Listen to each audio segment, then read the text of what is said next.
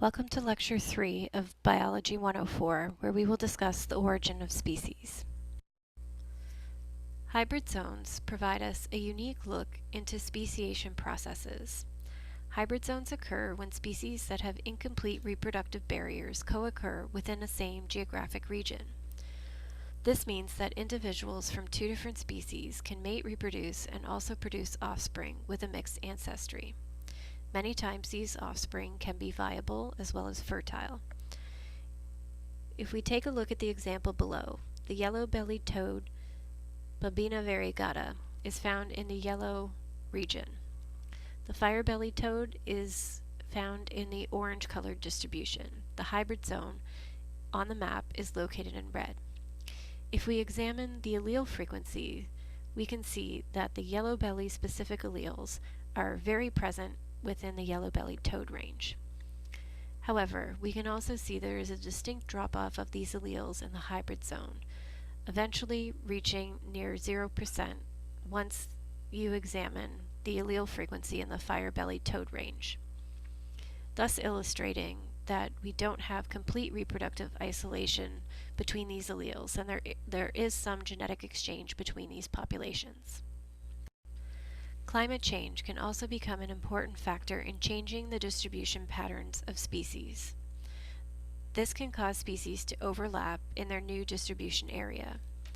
This can sometimes serve to increase genetic variability to allow for quicker adaptations to environmental changes. However, this is not always the case. In many instances, climate change leads to the destruction of many species because they are not able to adapt over a short period of time. However, in this example given below, the black-capped chickadee and Carolina chickadee, in this instance, both species have been able to thrive due to the increase in genetic variability that is allowed between exchange of their gene pools. If hybrid zones exist for an extended period of time, there are four potential outcomes that could be examined. One is the creation of a new species that would typically occur if the hybrids themselves become isolated from a parent population. However, it could also result in the reinforcement of reproductive barriers, the weakening or fusion of reproductive barriers, or it could result in the stabilization of a species. Hybrid zones typically result in the reinforcement of reproductive isolation. This is because hybrids are usually less fit and less fertile. This also tends to be stronger for sympatric populations than it is for allopatric. An example is looking at sympatric and allopatric populations of flycatchers. Males in sympatric populations look very different than males in allopatric populations. This reproductive isolation is primarily driven by female choice.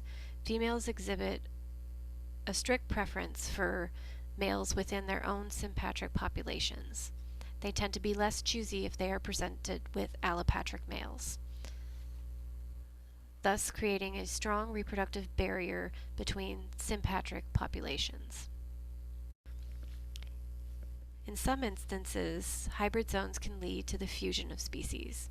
This typically occurs in populations where reproductive barriers are weak. Gene flow can increase and weaken these barriers even more. We come back to the example used previously, looking at cichlid species, Panamelia nereri and Panamelia panamelia. In clearer waters, these two species are reproductively isolated. And once again, remember, females show a distinct choice between mating with males within their own species. However, in areas of turbid water, both species tend to be less selective, and this has led to the creation of a hybrid species. We can see below the Panamelia or turbid water hybrid offspring is commonly collected from areas of turbid water, whereas the original parent species are not typically collected within these regions. Finally, hybrid zones can lead to the stabilization of two species. This occurs when hybrids are continually produced and are acted upon by natural selection themselves. This selection can be positive or negative. Positive selection occurs if these hybrids are better adapted or more fertile in certain habitats or within certain years, thus stabilizing their presence.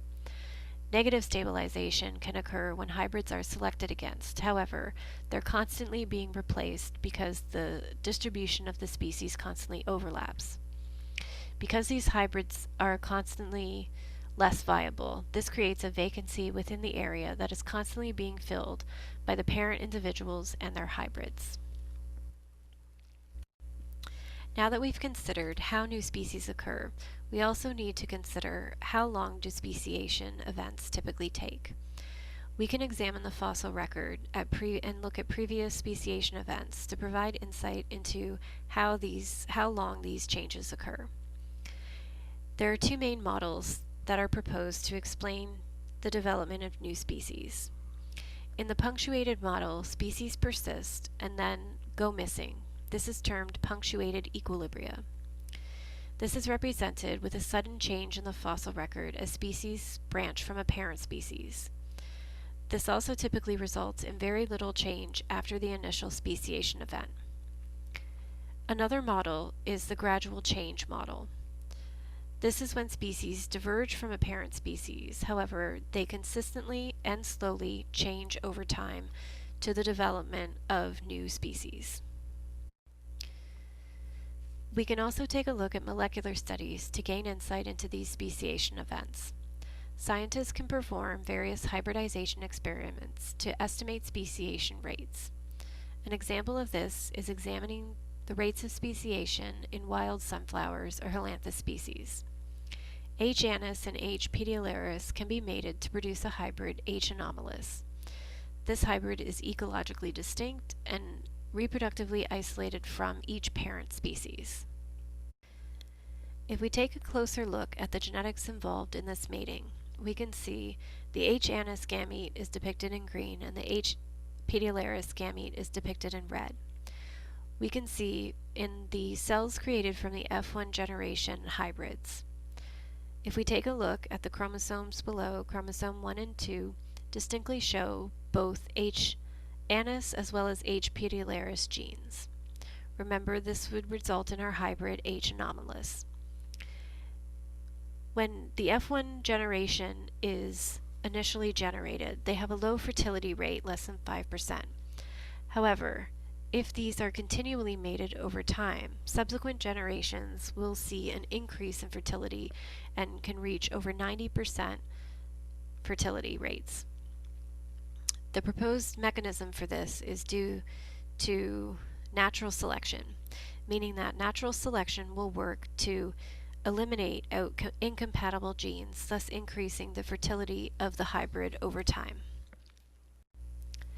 Though the initial separation event that diverges a population may occur over a very short time period, the remaining changes that lead to the speciation event typically occurs over a much longer period of time. These speciation events can be highly variable depending on the species or the groups of organisms that you're examining. Multiple speciation events and multiple extinction events can lead to large-scale evolutionary changes, and this is what we term macroevolution.